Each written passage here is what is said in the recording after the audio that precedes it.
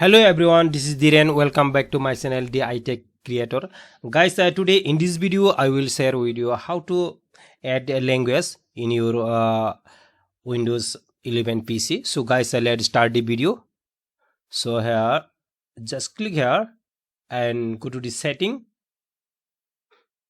and then here write down the language LNGUSG.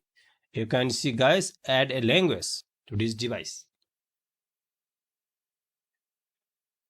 You can see guys, add language. Click here, add language. So guys, what language you want to add in your device? So you can see guys, there are different languages. So if you want to add this Assamia, you can click here, and if you want to add Bangladesh, so click here. You can see guys. So click here next. I am already here added Bangladesh. So if you want to add extra, so guys, click next. So guys,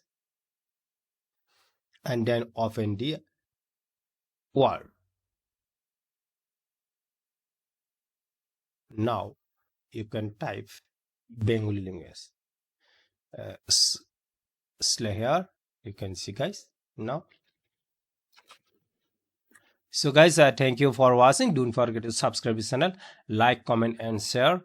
If you're new in my channel, hit the subscribe button and hit the bell icon notification for upcoming more videos.